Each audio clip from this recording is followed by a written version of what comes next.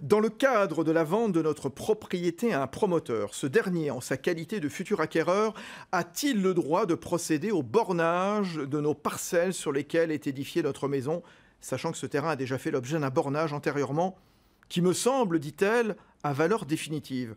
On va redéfinir ce que c'est que le bornage. Le bornage, c'est non seulement des limites physiques, mais c'est les limites juridiques. Il n'y a pas de contestation de la limite de propriété.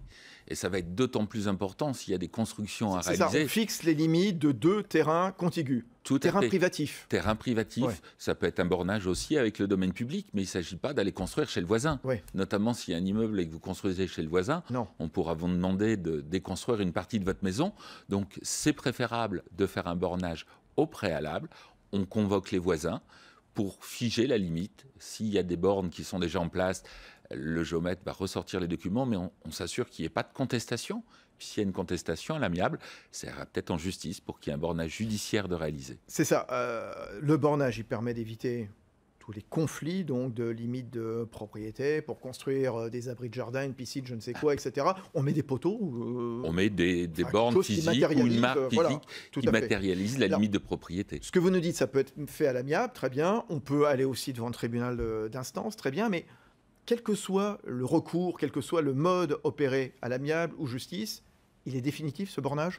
Alors, le bornage va avoir un caractère définitif pour reconnaître les limites de propriété. Ouais. Donc, s'il y a eu des bornes anciennes deposées, si elles n'ont pas été déplacées, parce que ça pourrait aussi avoir été déplacé, le géomètre va vérifier par rapport à un plan.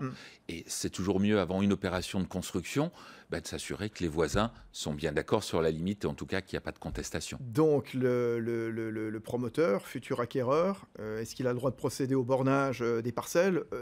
Non, parce que ça a déjà été fait.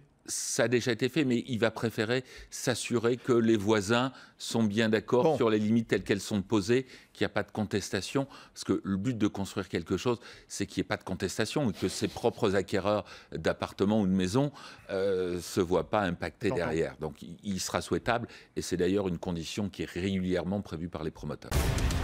BFM Business, le club du droit, passez-moi le notaire.